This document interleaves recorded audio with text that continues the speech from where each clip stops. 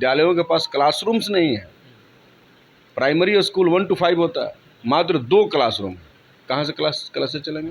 अब किसी भी बिहार की यूनिवर्सिटी के किसी भी कॉलेज में चल जाइए, क्या वो अपनी योग्यता को पूरा करता है? उसके पास शिक्षक नहीं है, कर्मचारी नहीं है, क्लासरूम्स नहीं है, लेबोरेटरीज नहीं है, लाइब्रेरीज नहीं है। सरकारों को इसकी चिंता ही नहीं है बिल्कुल। वो तो अप्स एंड डाउन में लगे हुए हैं, जोड़ तोड़ की राजनीति में लगे हुए हैं।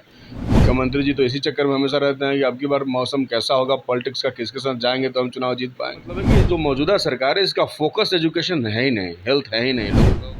नमस्कार, फर्स्ट ईयर झारखंड देख रहे हैं आप। मैं हूं आपके साथ सदन सिंह। स्कूली व्यवस्था को लेकर सरकार की तरफ से कई दावे किए जाते हैं, लेकिन फर्स्ट ईयर झारखंड की टीम जब धरातल पर निकलती है तो भयावह वहां कुछ और ही नज़र आता है। पिछले कई दिनों से 3-4 स्कूल का भ्रमण हमने किया, लेकिन स्कूली जो व्यवस्था है बहुत ही लचर है।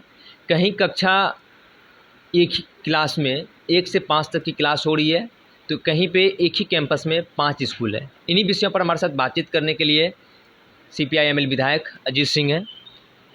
जिस तरीके से स्कूली व्यवस्था को लेकर सरकार दावे किए जाते हैं, लेकिन धरातल पर जब निकलते हैं तो कुछ और ही नज़र आता है। हम लोग तो भाई लंबे समय से शिक्षा सुधार के लिए आंदोलन चला रहे हैं। शिक्षा, स्वास्थ्य या अन्य जो सुविधाएं जो जनता को डायरेक्ट मिलती है और मिलनी चाहिए सरकार से।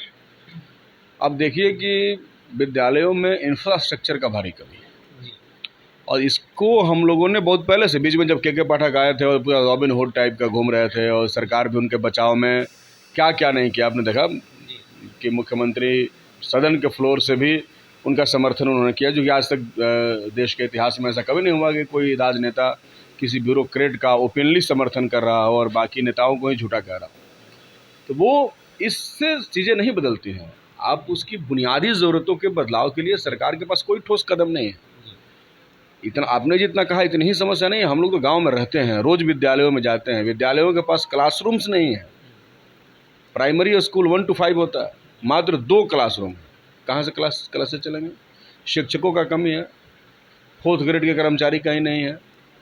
तो कई तरीके की असुविधाएं हैं। उनके पास इक्विपमेंट्स नहीं है, बोर्ड नहीं है, खली डस्टर नहीं है, कई तरीके की समस्याएं हैं। जब तक इसको बेहतर नहीं किया जाएगा तब तक प्राइमरी एजुकेशन हो या 10th तक का हायर सेकेंडरी का एजुकेशन हो या हायर एजुकेशन हो, उसको आप बेटर नहीं कर सकते। और प्राइमरी का ही नहीं, आप हायर सेकेंडरी और हायर एजुकेशन की हालत जो है वो भी ख़राब है। अब किसी भी बिहार की यूनिवर्सिटी के किसी भी कॉलेज में चल जाइए, क्या वो अपनी योग्यता को पूरा करता है? उसके पास शिक्षक नहीं है, कर्मचारी नहीं है, क्लासरूम्स नहीं है, लेबोरेटरीज नहीं है, लाइब्रेरीज नहीं है, जो कि बहुत ज़रूरी है विद्यार्थियों के लिए। ये सादे व्यवस्था अगर नहीं होगा तो सिर्फ भाषण दे के, रॉबिन हुड टाइप का जा करके, कुछ शिक्षकों पर दमन करके, जुल्म करके आप बेहतर नहीं कर सकते हैं शिक्षा व्यवस्था को। एक स्कूल ऐसा भी है बिहार में, ठीक सामने में कई मंत्री का आवास है और वहाँ से कुछ ही मीटर पे मुख्यमंत्री आवास है, राजभवन है। उस स्कूल पे हमने जब पड़ताल करने के लिए पहुँचा तो एक ही कक्षा में 1 से 5 तक की क्लास हो रही है। पीछे बोर्ड, ब्लैक बोर्ड है, आगे ब्लैक बोर्ड है। शिक्षक एक, और अभी फ़िलहाल 5-6 महीने से एक और शिक्षक है। 60 विद्यार्थी है और एडमिशन हो रहा है। लेकिन उस कक्षा का जब मैंने स्थिति देखा, लालू प्रसाद यादव जब मुख्यमंत्री राबड़ी देवी हुआ करती थी उसी समय का बिल्डिंग था, पूरा खंडर था, बोले तो मलबा नीचे गिरा हुआ था, उसमें खाना बन रहा था। तो हमने बच्चे लोग से बातचीत भी किया, मैंने शिक्षक से बातचीत भी किया। शिक्षक ने कहा कि हमने कई बार आवेदन दिया है, लेकिन इसके ऊपर कोई अब तक कार्रवाई नहीं हुई है। नहीं, आप सही कह रहे हैं। सरकारों को इसकी चिंता ही नहीं है बिल्कुल। वो तो अप्स एंड डाउन में लगे हुए हैं, जोड़ तोड़ की राजनीति में लगे हुए हैं। मुख्यमंत्री जी तो इसी चक्कर में हमेशा रहते हैं कि अब की बार मौसम कैसा होगा, पॉलिटिक्स का किसके साथ जाएंगे तो हम चुनाव जीत पाएंगे। तो इन्हीं सारी चीज़ों में वो तो हमेशा व्यस्त रहते हैं और परेशान रहते हैं। इसलिए उनको उनकी चिंता स्कूलों की तरफ कैसे होगी, कैसे उनके नज़र अपने प्राइमरी स्कूलों बर्बाद होते हुए, खंडहर में तब्दील होते हुए विद्यालयों की तरफ जाएंगे। निश्चित तौर पे बिहार के लिए शर्म की बात है कि आज तक भी हमने अपने विद्यालयों को बेहतर हम नहीं कर पाए। ये बहुत दुखद बात है। आम जनता को, आम जनमानस को रोजी रोटी, कपड़ा, मकान, शिक्षा व्यवस्था, स्वास्थ्य को लेकर ये लोग कहते हैं, और लेकिन इस चीज़ के ऊपर ध्यान नहीं जाता। सरकार दावे करते हैं कि हमने भवन बनवाया है स्कूल के लिए, लेकिन जब भवन पे पहुंचते हैं तो भवन जैसे का तैसे पहले का भवन। आप समझ लीजिए कि कहीं भवन है तो कहीं ज़मीन नहीं है, कहीं ज़मीन है तो कहीं भवन नहीं है। इस तरीके की स्थिति पूरे बिहार, पूरे राज्य में है। बेहतर शिक्षा हो, बेहतर स्वास्थ्य सुविधाएं हो, लोगों को काम मिले, रोजगार का सृजन हो, इसके लिए सरकार काम कहाँ कर रही है।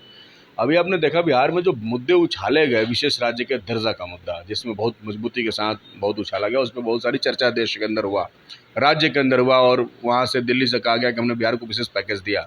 लेकिन वो विशेष पैकेज अगर मिला होता तो उससे स्कूल बेहतर होते, अस्पताल बेहतर होते, गांव का कुछ इंफ्रास्ट्रक्चर बेहतर होता, लोगों को काम करने के लिए इंडस्ट्री डेवलप होते।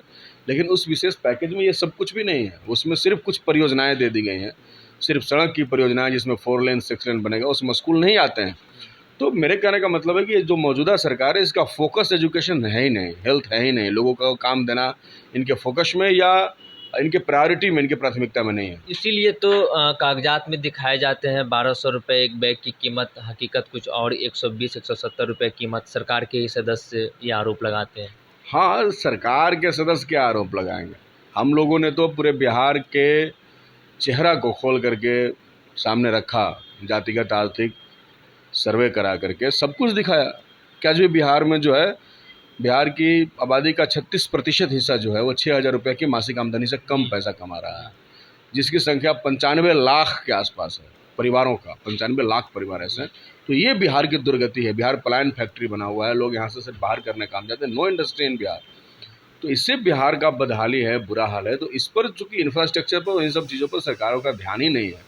आप भी देखते होंगे ना, किसी पॉलिसी में कुछ ऐसा नहीं है कि आप एजुकेशन को बेहतर कर रहे हो, आप हेल्थ सिस्टम को बेहतर बना रहे हैं, ये सब कुछ भी नहीं है। इसलिए चूंकि जब चीज़ें आपके प्रायोरिटी में नहीं होता तो आप उसके लिए काम नहीं करेंगे, चाहे वो आपके गेट पर ही विद्यालय क्यों नहीं हो, वो आपका प्राथमिकता में नहीं हो विद्यालय। इसलिए सारे विद्यालय छूटे हुए हैं, तो आपके दरवाजे के सामने वाले भी आपको नहीं दिखते।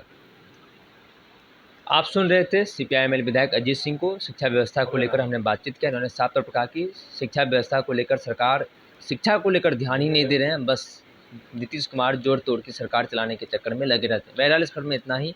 आगे की अपडेट के लिए आप बने रहिए फर्स्ट बिहार झारखंड पर। मैं सदन सिंह, पटना। 26 वर्षों में 17,000 से अधिक डॉक्टर बना चुका बिहार एवं झारखंड के छात्रों एवं अभिभावकों के बीच सर्वाधिक विश्वसनीय एवं लोकप्रिय संस्थान गोल, नेशंस लीडिंग इंस्टीट्यूट। हमारा विश्वास गोल के साथ।